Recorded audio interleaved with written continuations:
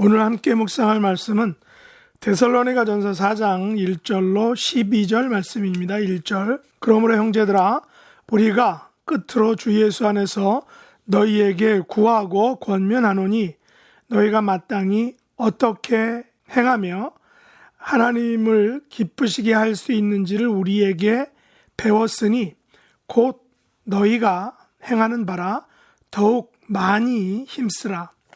우리 주 예수로 말미암아 너희에게 무슨 명령으로 준 것을 너희가 아느니라.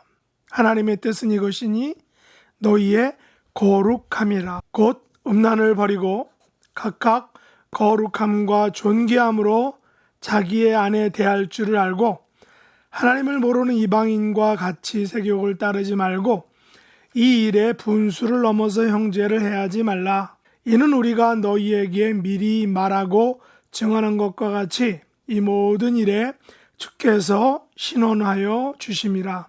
하나님이 우리를 부르심은 부정하게 하심이 아니요 거룩하게 하심이니 그러므로 저버리는 자는 사람을 저버림이 아니요 너에게 그의 성령을 주신 하나님을 저버림이니라. 형제 사랑에 관하여는 너희에게 쓸 것이 없음은 너희들 자신이 하나님의 가르침을 받아 서로 사랑함이라. 너희가 온 마게도냐 모든 형제에 대하여 과연 이것을 행하도다. 형제들아 권하노니 더욱 그렇게 행하고 또 너희에게 명한 것 같이 조용히 자기 일을 하고 너희 손으로 일하기를 힘쓰라. 이는 외인에 대하여 단정히 행하고 또한 아무도 궁핍함이 없게 하려 함이라. 아멘. 오늘 말씀의 제목은 어떻게 하나님을 기쁘시게 할 수 있을까라는 것입니다. 사도 바울의 종말과 부활에 대한 언급은 4장 13절부터 5장 11절에서 다루지만 바울은 2장에서 4번, 3장에서 1번, 그리고 4장에서 2번을 형제들아 라고 외치면서 시작합니다. 특별히 4장에서는 종말을 살아가는 성도들이 가져야 할 도덕적 삶에 대해 강조합니다. 바울은 형제들에게 끝으로 주 예수 안에서 구하고 권면한다 라고 말하죠. 바울은 끝으로 구하고 권면하는 것이 무엇이라고 말합니까? 그것은 그들이 마땅히 어떻게 행하며 하나님을 기쁘시게 할 수 있는 그 비결에 대한 것입니다. 그런데 바울에 의하면 그 비결을 그들이 이미 배웠다고 말합니다. 배웠을 뿐 아니라 지금 행하는 바라고 말합니다. 그래서 더욱 많이 힘쓰라 라고 권면하고 있습니다.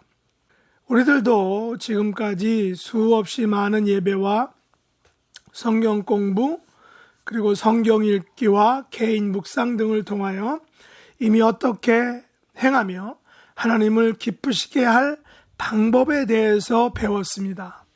문제는 그것을 지금 행하고 있느냐 그리고 더욱 많이 힘쓰고 있느냐 하는 것입니다. 바로 이것이 관건이라는 것입니다.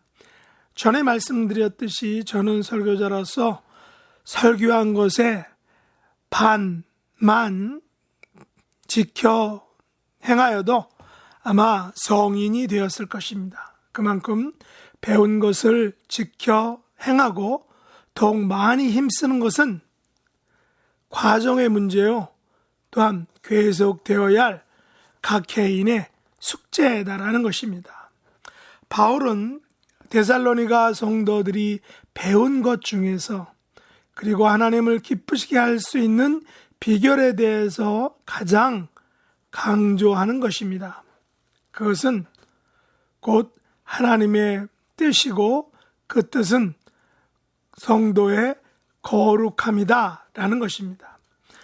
하나님께서 성도들에게 가장 강력하게 명령하시는 것은 바로 성도의 거룩함이라는 사실입니다. 거룩함에 대해서 바울은 이렇게 부연 설명을 하고 있습니다. 첫째, 음란을 버리고 각각 거룩함과 존귀함으로 자기 안에 대할 줄을 알아야 한다라는 것입니다. 다시 말해 하나님을 모르는 이방인과 같이 세교육을 따르지 말라는 것입니다. 둘째는 분수를 넘어서 형제를 해하지 말라라는 것입니다. 그러나 여기서 바울이 강조하는 가장 중요한 핵심은 6절 하반절에서 이 모든 일에 주께서 신원하여 주신다라는 사실입니다. 무슨 말인가요? 우리의 모든 일, 생각과 행동에 대해서 하나님께서 신원하여 주신다는 것입니다. 신원한다는 것이 무슨 의미일까요? 영어 표현에서는 어벤저라고 이렇게 말합니다. 복수자 내지 보복자란 뜻입니다. 다시 말해서 하나님께서 이 모든 일에 우리 대신 복수하시고 보복하여 주신다라는 것입니다. 쉽게 말해서 우리 삶의 거룩함을 나타내지 않고 음란과 세욕과 형제를 해하는 일에 대하여 하나님께서 친히 간섭하셔서 보복하시고 복수하신다라는 것입니다. 이것이 성도에게 가장 무서운 일인 동시에 가장 힘이 되는 말씀일 것입니다. 사람은 우리의 모든 사정을 몰라 주어도 하나님께서는 우리의 모든 사정을 알아주신다라는 것입니다. 그래서 바울은 하나님께서 우리를 부르심은 부정하게 하심이 아니라 우리를 거룩하게 하심이다 라고 말하고 있습니다. 그러므로 거룩함을 저버리는 행위와 형제를 해하는 행위에 대해서 분명히 할 것은 이것은 사람 간의 문제이지만 결과적으로 하나님과의 문제다라는 사실입니다. 다시 말해서 우리가 사람을 저버리는 것은 곧 하나님을 저버리는 행위라는 것입니다. 그래서 바울은 형제 사랑에 관하여 강조합니다.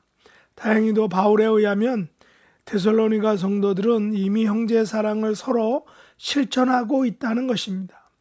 그러나 더욱 그렇게 행하라 하고 바울은 권면하는 것입니다. 사실 형제 사랑에 대해서 우리는 한두 번은 그렇게 행하기 쉽지만 더욱 그렇게 행하기는 계속해서 행하기는 쉬운 문제가 아니다라는 것입니다.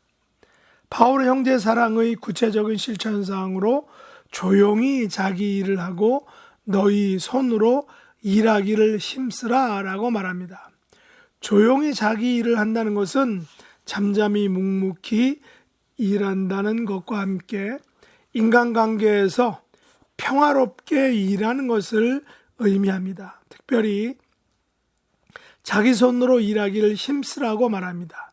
자기에게 부여된 사역, 자기에게 맡겨진 일에 대해서는 최선을 다해야 한다는 것입니다.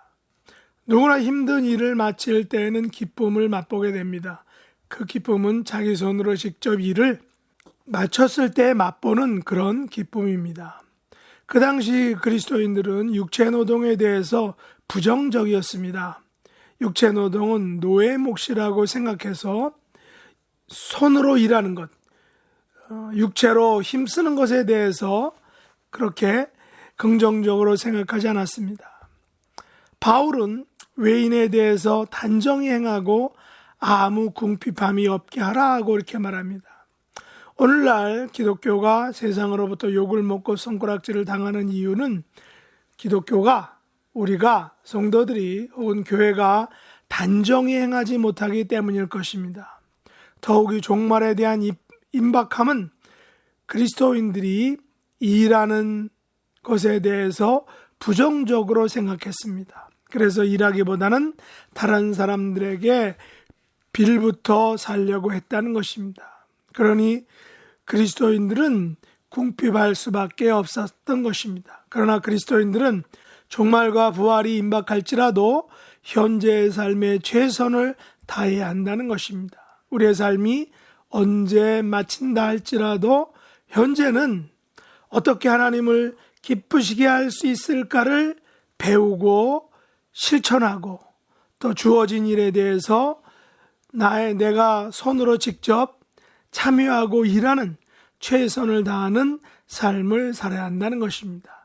이런 삶을 사시는 저와 여러분 될 수 있기를 예수님의 이름으로 축복합니다. 기도하겠습니다. 하나님 아버지, 저희들의 남은 삶을 어떻게 하나님을 기쁘시게 할 수 있을까를 배우고 고민하고 실천하는 삶을 살도록 하여 주시기 원합니다. 거룩함을 지켜나가라는 하나님의 뜻을 삶에서 실천하는 복된 자녀가 되게 하여 주시옵소서.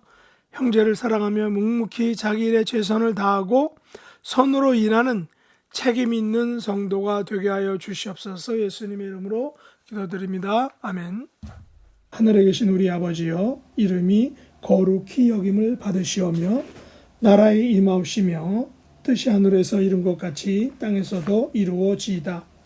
오늘날 우리에게 일용할 양식을 주옵시고 우리가 우리에게 죄 지은 자를 사하여 준 것 같이 우리 죄를 사하여 주옵시고 우리를 시험에 들게 하지 마옵시고 다만 악에서 구하옵소서. 대개 나라와 권세와 영광이 아버지께 영원히 싸움나이다. 아멘.